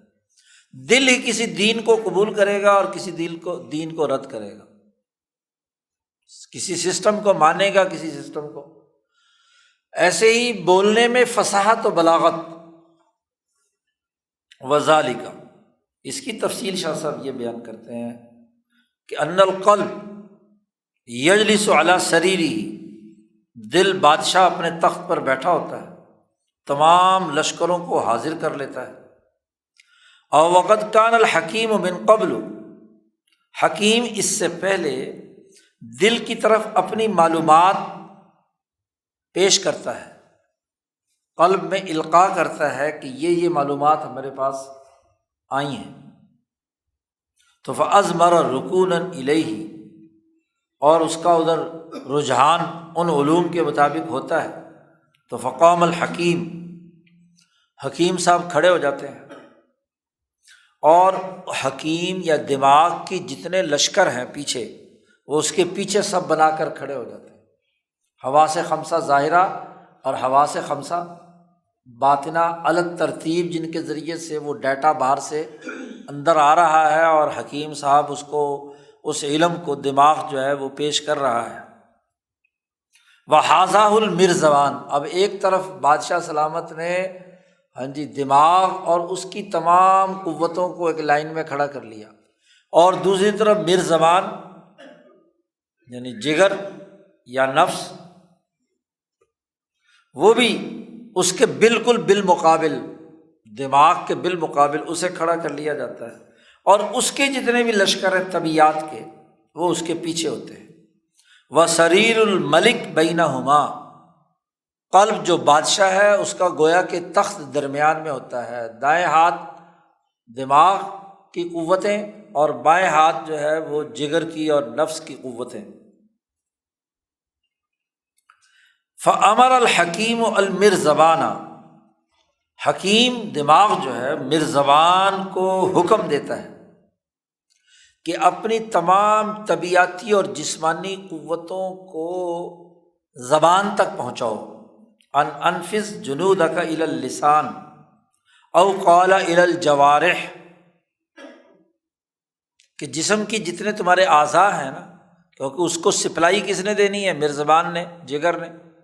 خون کی سپلائی بڑھا دو، جسم کے جوارح جس چیز سے وہ کام سر انجام پانا ہے۔ اور اگر تقریر کرنے کا موقع ہے تو وہ حکیم صاحب کہتے ہیں، دماغ کہتا ہے کہ بھائی اب یہ تقریر کرنی ہے، اور تقریر کرنے والے مقرر کی زبان جتنی طاقتور ہوگی اتنے ہی اس کے جملوں کی ساخت اور اس کی گفتگو فصاحت و بلاغت والی ہوگی۔ علوم تو دماغ نے جو بھی اس نے مطالعہ کیا ہوا ہے وہ تو دل تک پہنچا دیے، اب دل مثلاً فصاحت و بلاغت کے ساتھ تقریر کرنا چاہتا ہے، تو خالی معلومات سے تقریر تو نہیں ہوتی، معلومات سے تو زیادہ سے زیادہ آپ اپنی معلومات کی درجہ بندی کر سکتے ہیں، لیکن بولنے کے لیے تو جسم کی قوت چاہیے نا، توانائی چاہیے۔ تو زبان کی طرف خون کی سپلائی یا غذا کی سپلائی، اور ایسے ہی جسم کے تمام اعضاء کی طرف، مثلاً کھڑے ہو کر تقریر کرنی ہے تو بندے کے اندر کھڑے ہونے کی طاقت غیر معمولی ہونی چاہیے۔ 2 گھنٹے تقریر کرنی ہے تو 2 گھنٹے کی، اور 2 گھنٹے بھی مسلسل کرنی ہے اور فصاحت کے ساتھ کرنی ہے، دماغی معلومات کے ساتھ کرنی ہے، تو ظاہر ہے کہ اس کے لیے قوت چاہیے۔ تو مرزبان کو حکم دیا جاتا ہے کہ اپنے سارے لشکر کو متوجہ کرو زبان کی طرف، او الی الجوارح، یا اعضاء کی طرف، تو فلیفعل، وہ تمام وہ کام کرتا ہے جو اسے حکم دیا جاتا ہے۔ فصاح القلب، پہلے حکیم دماغ کہتا ہے یہ کرو، تو کہ اب جس وقت بات ہو رہی ہے یہ کہ اسے گفتگو کرنی ہے، تو دل بھی اس کو حکم دیتا ہے کہ میرا حکم تیرے اندر اور تیرے لشکر میں یہی ہے۔ تو پھر وہ مرزبان مجبور ہوتا ہے اور اپنے سارے لشکروں کو جمع کر کے اس کی زبان کی طرف سپلائی بڑھا دیتا ہے، جوارے کی طرف۔ اب ہوتا کیا ہے؟ فما تلفظ من لفظ الا واستمعه المرزبان لصولة القلب، جب بھی مقرر کوئی لفظ ادا کرتا ہے، زبان بولتی ہے کسی لفظ کو، اور مرزبان صاحب سنتے ہیں، قلب کے طاقتور ہونے کی وجہ سے سپلائی لائن بڑھ گئی۔ بھائی ایک آدمی کے اندر کمزوری ہے، توانائی ہے، اس کی تقریر میں فصاحت و بلاغت یا کڑک کیسے ہوگی؟ تو کڑک کے لیے تو توانائی چاہیے۔ وَأَوْحَىٰ إِلَىٰ جُنُودِهِ، وہ لشکروں کو وحی کرتا، حکم دیتا ہے، اور پورے لشکر زبان میں اپنا عمل شروع کر دیتے ہیں، تمام چیزیں سمٹ کر زبان میں آ جاتی ہیں، چہرے منہ میں آ جاتی ہیں، کہ وہ تلفظ پوری فصاحت و بلاغت بڑے کھلے انداز کے ساتھ، سمجھانے کے انداز کے ساتھ وہ بولے۔ فصاحت کے لیے ضروری ہوتا ہے نا کہ موقع محل کی مناسبت سے مقتضائے حال کے مطابق گفتگو کی جائے، جیسے حالات تو اپنے علم کو موقع محل کی مناسبت سے، شرکاء کی مناسبت سے، ماحول کی مناسبت سے پیش کرنا، یہ فصاحت کہلاتا ہے، ورنہ معلومات اڈیلنے کا نام تو فصاحت نہیں ہے جی۔ اور پھر اس میں جو جملے استعمال کیے جائیں وہ ایسے نہیں ہونے چاہیے کہ سننے والوں کو برے لگیں، بھدے ہوں، ایسے جملے ہوں جو ایک خاص معنویت رکھتے ہوں اور سننے والوں کے دل و دماغ پر پورا موقع محل کی مناسبت سے اثر انداز ہو رہے ہوں، اسے فصاحت کہتے ہیں۔ اجنبی جملے کوئی غلط قسم کی ترکیبات کوئی ناقص قسم کی غیر پارلیمانی الفاظ اگر ہیں تو وہ فصیح تقریر نہیں شمار ہوتی۔ فصیح تقریر کے لیے جملوں کی اپنی ساخت، اس کی ترکیب، اس کی گرامر کا صحیح ہونا اور اس کے ساتھ ساتھ اس کا مؤثر انداز میں سلیقے کے ساتھ پیش کرنا، یہ فصاحت کہلاتا ہے۔ وعامل الجلد فی النسان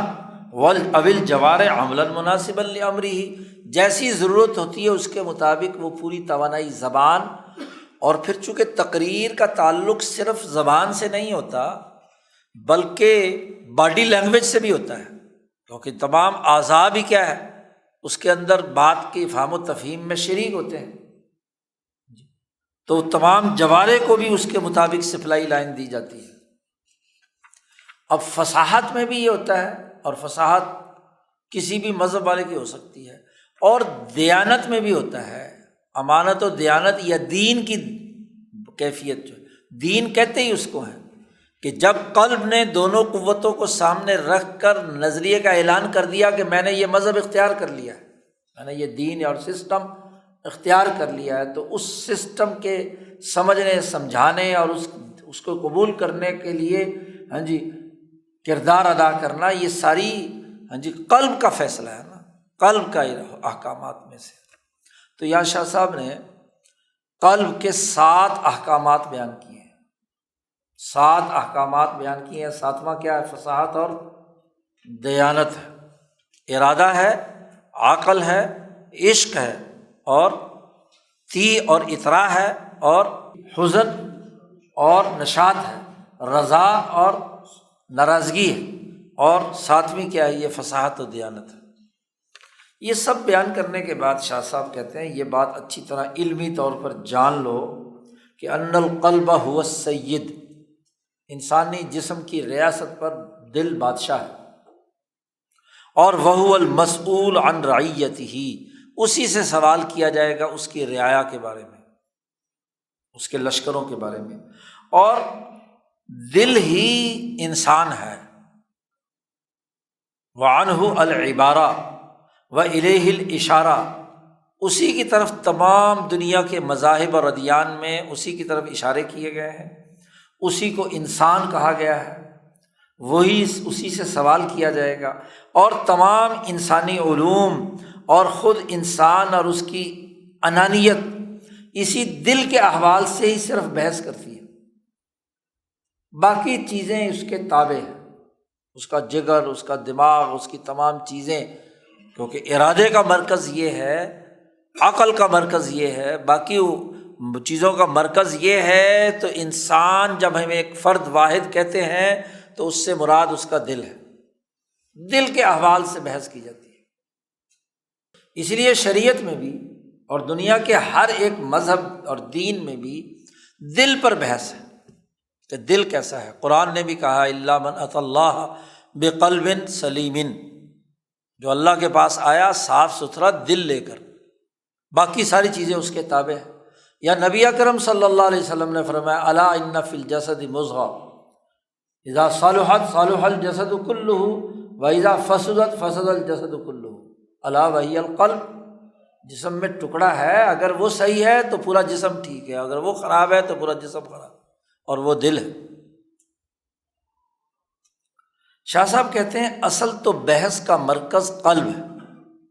ہاں نعم قد یبحث رائز القلب عن جنودہ ایضا بالطبع، جو دل کا علاج کرنے والا ہے، ہاں جی،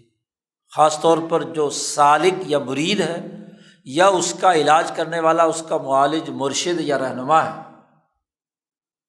وہ بسا اوقات دل کی اصلاح کے لیے اس کا جو بالطبع باقی چیزیں ہیں، یعنی دماغ اور جگر، کبد یا نفس کی جو قوتیں ہیں طبیعت کی، ان کو زیر بحث لاتا ہے، اور وہ اس لیے زیر بحث لاتا ہے کہ یہ ٹھیک ہوں تو قلب کا علاج کیا جا سکتا ہے۔ اب اس کی مختلف شکلیں بیان کر رہے ہیں۔ مثلاً جیسے شاہ صاحب فرماتے ہیں کما ان السالک، کوئی آدمی سلوک طے کر رہا ہے تو اگر سالک آدمی مثلاً اس کے اندر کہیں عشق لاحق ہو گیا، جی ادھر ادھر کوئی اس نے لیلا اختیار کر لی جس کے پیچھے لگا ہوا ہے، یا اس کے اندر کھانے پینے کا حرص اور لالچ حد سے زیادہ بڑا ہوا ہے، شارحہ، تو جو رائز ہے، دل کا علاج کرنے والا معالج ہے، وہ اس کے علاج کی طرف دیکھتا ہے، تو فعرف، وہ یہ جاننے کی کوشش کرتا ہے کہ ان القلب لا یستطیع ان حکم جنود الطبیعت حوالا لقوتها، کہ اس کے اندر جو عشق نے بڑھ کر، یعنی طبی قوتوں نے بڑھ کر عشق کا مرض پیدا کیا ہوا ہے غلط جگہ پر، اور اس کے اندر جو کھانے پینے کا لالچ اور حرص پیدا ہو چکی ہے، تو اور دل اس کے تابع ہوا ہوا ہے، تو یہ دل کو آزاد اس وقت تک نہیں کیا جا سکتا جب تک کہ اس طبیعت یا جگر کی قوتوں کو، ہاں جی، ان کو کوئی سزا نہ دی جائے۔ وقد ارتسخ فی جنود الطبیعت ذالک، تو وہ طبیعت کے لشکر دل پر رسوخ حاصل کر چکے ہیں، دل پر انہوں نے قبضہ کیا ہوا ہے، تو پھر کیا کرتا ہے ریاضت کرنے والا کہ وہ طبیعت کو کمزور کرتا ہے کہ اس کا کھانا پینا کم کر دیا جائے، بقلت العقل، کہ جی اس کو روٹی تھوڑی دو، جی کھانا پینا کم ہوگا تو طبیعت کے جو لشکر ہیں وہ کمزور پڑیں گے۔ ایسے ہی وبالسحری، جگراتا دو اسے، جی سونے نہ دو، تو کم کھانا، کم سونا، کم بولنا، یہ جو کہا جاتا ہے یہ ان لوگوں کا علاج ہے جن کو عشق کا مرض لاحق ہو چکا ہے، یعنی جن کی طبیعتی قوتیں غالب آئی ہوئی ہیں اور قلب دبا ہوا ہے اس کے نیچے،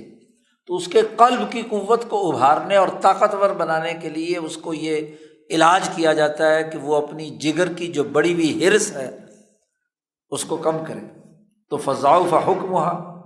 جب اس کا حکم کمزور ہوگا تو پھر دل ادھر میلان نہیں کرے گا، نہ اس کے حکم کی طرف۔ اس طرح کچھ عرصہ اس طرح کی پابندیاں لگانے کے نتیجے میں دل کو ابھرنے کا موقع، کیونکہ فطرت تو دل کی ہے کہ وہ بادشاہ بنے، اب وہ دل دبا ہوا تھا خواہشات کے پیچھے، طبیعت کے تقاضوں کے پیچھے، اس وجہ سے دل بیچارہ اپنا فیصلہ کن کردار ادا نہیں کر رہا تھا۔ لیکن جب اس پر سے بوجھ کم ہوگا طبیعتی قوتوں کو کنٹرول کرنے کے نتیجے میں، تو دل آزاد ہو جائے گا۔ تو فاستوی امر السالکی، سالک کا معاملہ صحیح ہو جائے گا اور اعتدال پیدا ہو جائے گا۔ اسی طرح اگر کوئی سالک ایسا ہے کہ طبیعت کا تو معاملہ نہیں ہے، اس کے عقل کا مسئلہ ہے کہ اس کے دماغ میں طرح طرح کے خیالات آتے رہتے ہیں، ہر وقت خیالات کی یلغار رہتی ہے، اذا تواترت خطرات ہو، خطرات آتے رہتے من قبل جواسیس دماغ، دماغ کے جاسوسوں کے ذریعے سے، اور دل اسی میں الجھا رہتا ہے۔ اور آج کل سب سے زیادہ مسئلہ جو سوچنے والے ہیں نا، ان کے اندر یہ ہوتا ہے، سوچی پیا تو بندہ گیا، قلب بیچارہ دباوا ہوتا ہے، خیالات کی اتنی یلغار ہوتی ہے کہ ایک خیال سے نکلتا ہے، دوسرے سے نکلتا ہے، تیسرے سے نکلتا ہے، وہ قلب کو آزاد ہونے کا موقع ہی سوچنے میں لگا رہتا ہے۔ اس کے اندر توجہ الی محبت اللہ ہی، اس کی طاقت ہی نہیں رہتی، کیونکہ لاشتغال نفسی بالرکون، ہاں جی، کہ نفس جو ہے وہ ادھر ہی میلان رکھے ہوئے ہے، خیالات کی دنیا میں الجھا رہتا ہے، ہر وقت پریشان صبح سے شام تک۔ تو جو اس کو ریاضت کرانے والا ہے وہ حکم دیتا ہے کہ بھائی یہ جو دماغ کے جاسوس ہیں نا، ان کو روکو، شٹ ڈاؤن کرو دماغ کو۔ ہاں جی، جو خیالات یعنی جو غیر ضروری چیزیں بھی ہیں، اور یہ موبائل نے سب سے بڑی مصیبت کھڑی کر دی کہ نئی خیال بھی آئے گا تو دماغ میں خیالات ڈالتا رہتا ہے یہ موبائل، اور وہ اسی کے یلغار میں لگا رہتا ہے جی۔ تو اس کا علاج کیا ہے کہ نظر بند، ہاں جی، کان بند، منہ بند جی، تاکہ جہاں سے دماغ میں کچھ احساسات کچھ دنوں کے لیے بند، تاکہ دماغ میں نہ خیالوں کی یلغار ہوگی اور نہ قلب کے اوپر وہ حکمرانی کرے گا جی۔ اس کی کوئی ضرورت بھی نہیں ہے، لیکن خیالات، تو جواسیس الدماغ کو روکا جائے گا، اور اس پر پابندی لگائی جائے گی کہ بازار میں نہیں جانا، نگاہیں نیچی رکھنی، البصر الی المستطرفات، جو ہاں جی دماغ کو ادھر ادھر عیاشی میں مبتلا کریں، وہاں نظر نہیں جانی تو چاہیے تمہاری جی۔ ایسے ہی ولا السمع الی الاراجیف، اور فضول قسم کی لغو باتوں کو سننے سے اپنے کانوں میں ڈال دینی ہے، تم نے ادھر ادھر کچھ نہیں کرنا، اللہ کا ذکر سننا ہے، اور اچھی چیزیں جو ہے ان کا مشاہدہ کرنا ہے، غلط چیزیں نہیں۔ اور ولا یدع الخیال والوہم باعمالها، اور پھر علاج کے لیے ضروری ہے کہ خیال اور وہم کو بھی شٹ ڈاؤن کر دیا جائے، وہ بھی اپنا کام کرنا چھوڑ دیں، وہ جو گرد و پیش میں ہے، بلکہ اپنے خیال اور وہم کو متوجہ کرے اس مطلوب کی طرف، اگر وہ طاقت رکھتا ہے، یعنی اللہ کی طرف متوجہ کرے اپنے خیال کو، تلاوت کی طرف، ذکر کی طرف، کلمات کی طرف ادھر متوجہ کرے ان عطا کا، اور نہیں تو کسی ایک ایسے کام کی طرف متوجہ کرے، ایک واحد کام کی طرف کہ جو اس کے اندر اکتاہٹ پیدا نہ کرے، مثلا اللہ کی طرف متوجہ کرے، یا اس کو ایک خاص کام کی طرف لگا دیا جائے، تو اس سے کیا ہوگا، دماغ بھی سہولت اس میں پیدا ہوگی، اور قلب بھی اس کے چکروں سے کیا ہوگا، آزاد ہو جائے گا۔ اب جب دماغ کے تمام جواسیس کمزور ہو جائیں گے تو قلب کے اندر وسعت ہوگی کہ وہ اپنا فیصلہ خود کرے، اور قلب کو جب آزاد چھوڑ دیا جاتا ہے تو وہ ضرور اپنے اصل خالق و مالک کی پہچان پیدا کر کے ادھر متوجہ ہوتا ہے۔ شاہ صاحب نے فرمایا یہ بات بھی سمجھ لو، علم جاننا چاہیے کہ ایک قلب جب ایک دفعہ بار بار ایک کام کرتا ہے تو ایک ملکہ پیدا ہوتا ہے، جس کو ملکہ راسخہ کہتے ہیں۔ شاہ صاحب کہتے ہیں قلب جو ہے جب کثرت سے کوئی کام کرتا ہے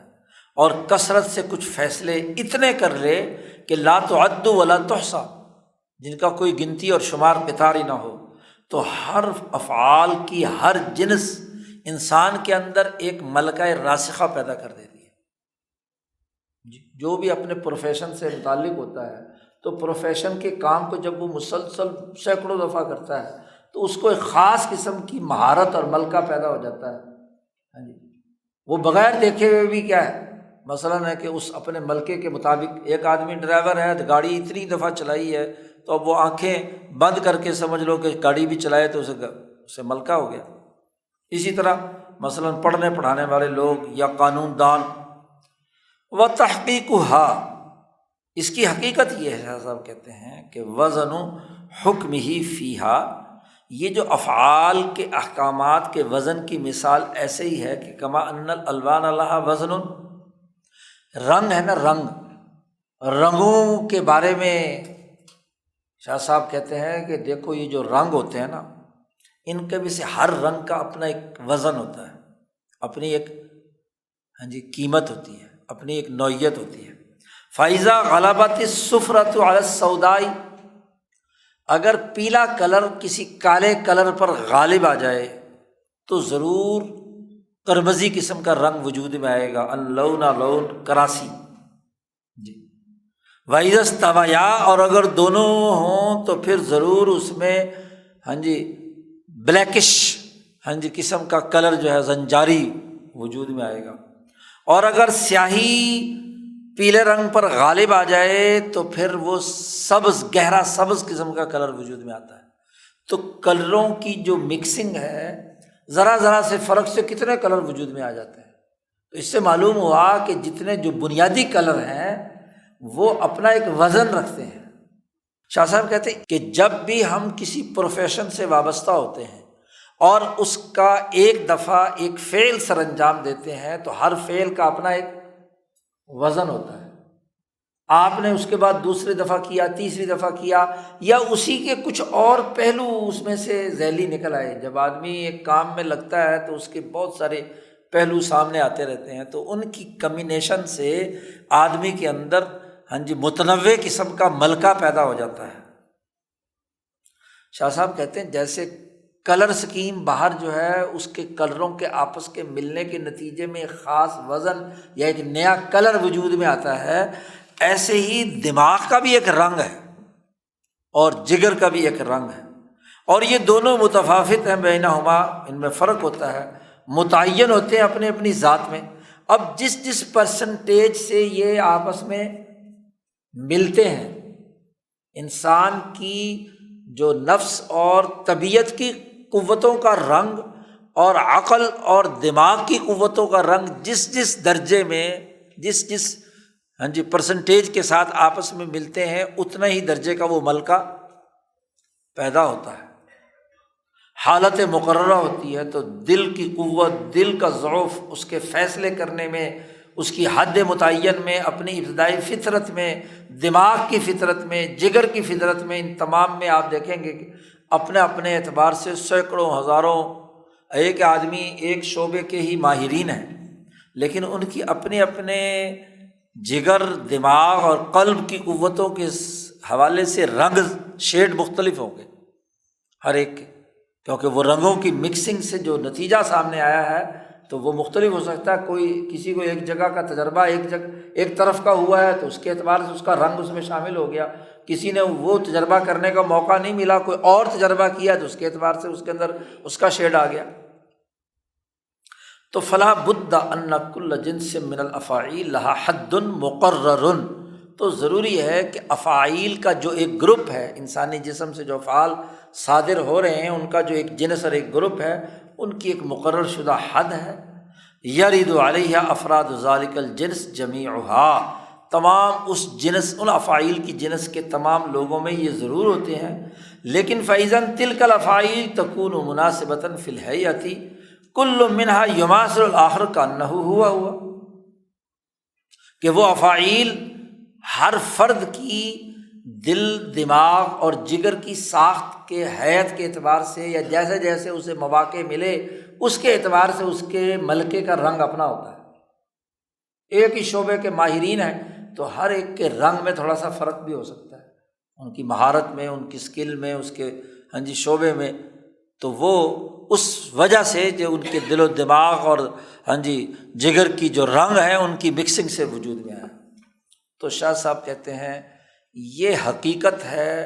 جو ان ملکات کی جو انسان کے قلب کے اندر راسخ ہوتے ہیں، اور ہر ملکہ جب راسخ ہوتا ہے اسی کو اصطلاح میں خلق کہتے ہیں، کیونکہ بحث تو ساری یہاں کرنی ہے کس سے؟ علم الاخلاقیات سے۔ تو خلق تک اب پہنچے ہیں کہ جب فعل قلب بادشاہ افعال کرتا ہے جگر اور دماغ کو سامنے ملا کر، اور وہ مختلف افعال کا گروپ وجود میں آتا ہے اور اس کام کو بار بار کرتا ہے، وہ ملکہ راسخہ ہو جاتا ہے، تو اس کو اصطلاح میں کیا کہتے ہیں؟ خلق۔ شاہ صاحب کہتے ہیں جو اخلاق ہوتے ہیں نا، کلھا تکون جیدۃ، اخلاق جو ہیں سب کے سب بہتر اور عمدہ ہوتے ہیں، لیکن تب بہتر ہوں گے کہ اذا کانت النفس الناطقہ، جب انسان کی جو نفس ناطقہ ہے، یعنی بہیمیت اور ملکیت سے مل کر جو اس کی روح ہے وہ سخت ہو، صلبہ، صاف ہو،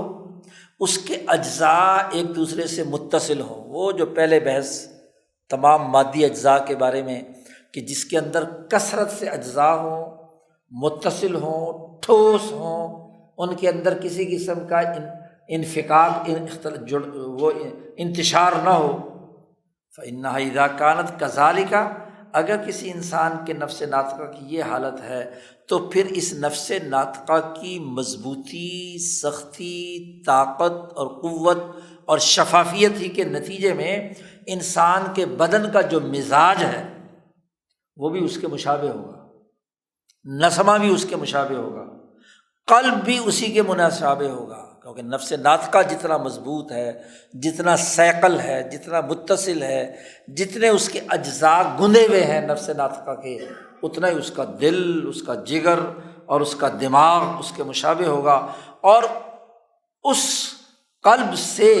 اور اس نفس ناطقہ سے جو اخلاق نکلیں گے وہ اتنے ہی درجے کے صاف ستھرے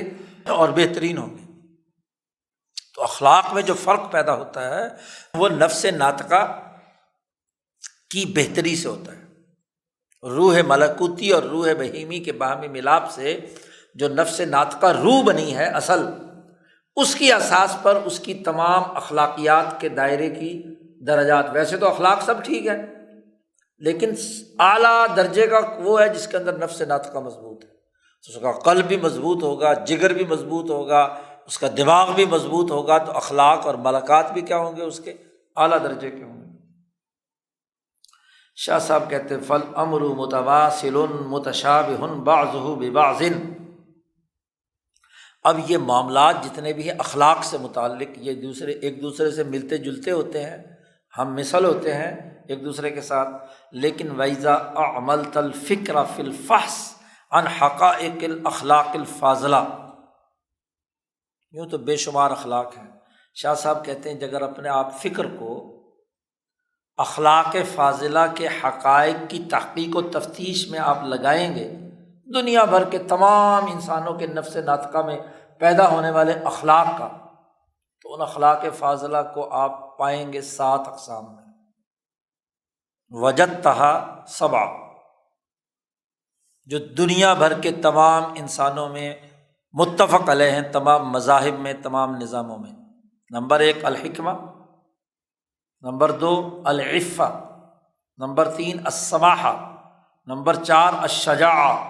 نمبر 5 الفصاحہ، نمبر 6 الدیانہ، اور نمبر 7 السمت الصالح۔ شاہ صاحب کہتے ہیں یہ 7 بنیادی اخلاق ہیں انسانیت کے، تمام مذاہب میں مسلمہ۔ اب تم چاہو گے کہ جی ان 7 کے مطلب کیا ہے، تو شاہ صاحب کہتے ہیں پھر اگلی فصل میں پڑھیں گے وَارْتَقِبِ التَّفْصِیل، اس کی تفصیل، حکمت کی تعریف کیا ہے، اس کے اثرات کیا ہوتے ہیں، عفت کی تعریف کیا ہے، اس کے اثرات کیا ہوتے ہیں، ایسے ہی سماحت، شجاعت، فصاحت، دیانت، ہاں جی، ان تمام کی تعریفات اگلی پوری فصل میں شاہ صاحب نے 7 ان بنیادی اخلاق پر بحث کی ہے۔ جی، یہ انسانیت کے تمام مذاہب میں جو اخلاق اچھے سمجھے جاتے ہیں ان کا تذکرہ ہے، تو وہ اس کی تفصیلات انشاءاللہ اگلی فصل میں اگلے ہفتے پڑھیں گے۔ اللہم صلی